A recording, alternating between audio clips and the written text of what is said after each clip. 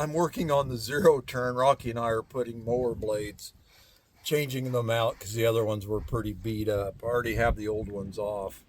And I like to put it up on a jack with blocking, and then car jacks to hold it up and block up the back wheels to keep it from rolling. Because once you're crawling under there, I sure don't want to get killed to death putting mower blades on. So that'd be good. Yeah, please avoid that. Yeah. Try to be safe about it because you're reaching up underneath there. But one of the things I do is on the bolts that hold them on, I like to put a little axle grease on it to get a little lubricant on the axle grease and put it on the threads, because there's a lot of weather underneath there. And what is that? Axle grease. Just basic axle grease. Yeah. Okay. And that keeps the threads from rusting. Yeah, guys. And so, yeah. Hold that for me, would you? Thank you. So I'm going to reach up under there and put one on. Right, I'm going to do the middle one. So, these don't have pins, so it's a pressure fit. What does that mean? They have to be pretty snug to keep them from turning on the shaft here. And how did you know that the mower blades needed to be changed? Because They just quit.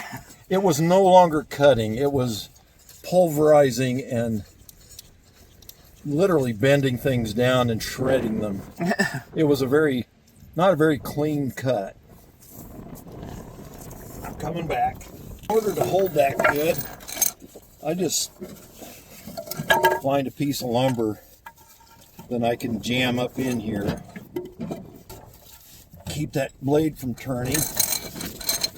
And I use a long wrench with a large socket. Let me make sure that's tight. It's a little harder doing the one in the middle. This is it's a 52 inch, so it has 3 blades on it. There's that one. Hey, Rocky. So I'm just snugging that up, making sure that the cutting edge is on the bottom side of the blade, so it's not on. There's a way to put that on correctly. And I'd rather use a block of wood to hold this than my hand, in case I slip. Let that wood hold it and snug that up good, just like that. So I got 2 of them on. Okay. Yep. Okay, so once again, I'm using axle grease on the bolt to keep the threads from rusting. Cutting edge down. Holding that in position. And then spin that on. Make sure that blade the washer is in the hole on the blade. There it goes. That's seated in nicely. And then use this block of wood to keep from getting cut, to hold that blade and tighten it, because this is a pressure fit. There's no pin on that pulley shaft to hold it, so it's only by the bolt. So I bear down on that and use that block of wood to hold it. So there you have it. It's all 3 blades now? Yeah, you see them? Mm-hmm. Turning. There we go. Got the blades on. Got the deck pretty cleaned out. So we'll put it down, and then I'm going to check the valves. Okay, so what I'm doing, I'm checking the valves, because I had to take this motor out and take it apart because of a valve guide issue that I had to repair, and it resulted in a broken push rod.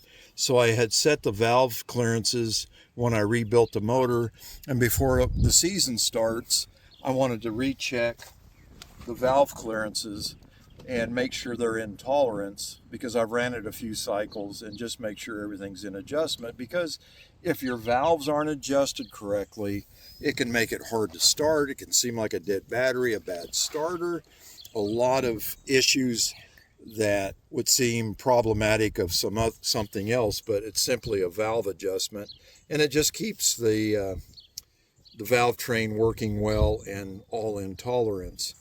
So what I've done here is it's a 2-cylinder, so I've removed both spark plugs, pulled the plug wires off, removed both the spark plugs. That allows me to turn the engine easily. There's no compression because there's no spark plug in the cylinder. And then I can turn the motor over easily. And, you know, a lot of people talk about putting the motor to top dead center. I don't think that's necessarily, you have to. You can if you want, but it's a little more work. If by doing it the way I'm going to do it, I'll show you. By turning this engine, now the top is the intake coming off the carburetor, and the bottom is the exhaust. So I turn the motor by hand manually, and then you can watch there you can see the exhaust valve right there. When that is fully pressed down, you know this one is fully closed. So that's exhaust valve is fully open in the engine, so the intake valve is fully closed, and you can see that there's no pressure on that. Then take a feeler gauge, and between the rocker arm and the top of the valve, you measure that gap. And this motor is spec'd to have, if you can see this on the gauges, That's there's a glare. I have 5 6 thousandths.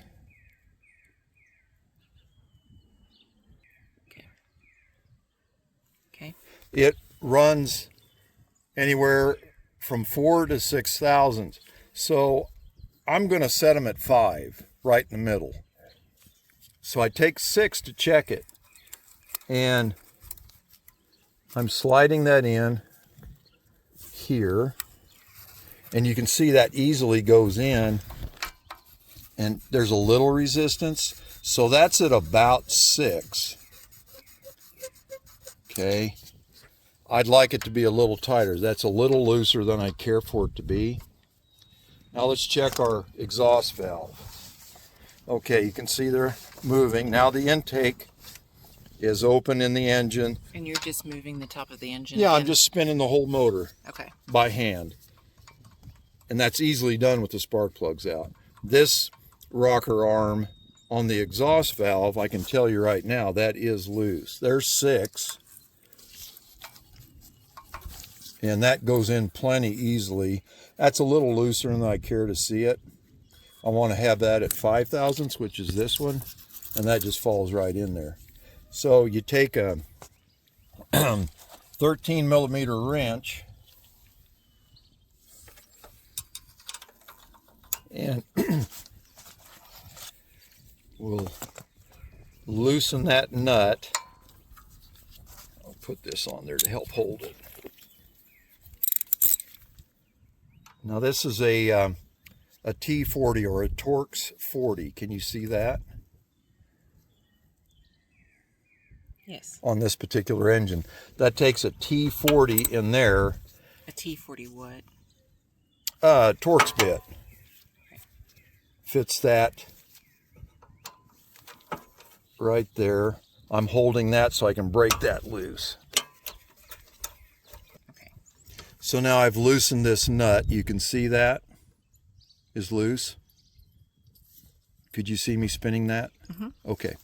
So I'm going to take this T40 and then I'm going to, hi Buck, I'm going to snug that up to where there's just a little drag on the feeler gauge. It's not tight. I have a 5 thousandths feeler gauge in there. Little drag. Okay. Then while I'm holding that adjustment, Then we'll tighten this nut back up. Hi. Hi, Bandit. Hi, guys. Oh, Hey, buddy. oh, you're so helpful. Yeah. Oh, look at that. Bandit, you're shaking the camera. He's giving me advice. Oh, okay. Did you hear him? Mm-hmm. Said work faster. Yeah. Come on, Pops. We're burning daylight here. Get done. They're ready for dinner. Oh, yeah. Okay. So I'll double check all of this, and that has a nice drag on it. That's 5 thousandths. Where before it was probably 7 or 8. It was way too loose. Okay? So I'm going to go around and do that with all the valves. I'll take this valve cover off on the other side, check those as well. It looks identical to this. The intake's on the top, exhaust is on the bottom, and I'm going to set them all to 5 thousandths. And why should they be adjusted? What's the benefit? Well, for optimum performance, certainly. And it's in conjunction with your compression release on the camshaft.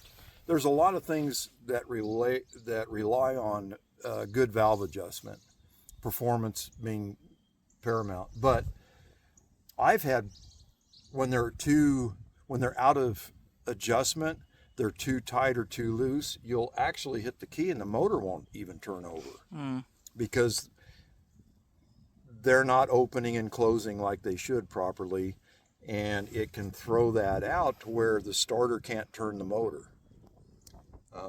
Gives you all kinds of problems.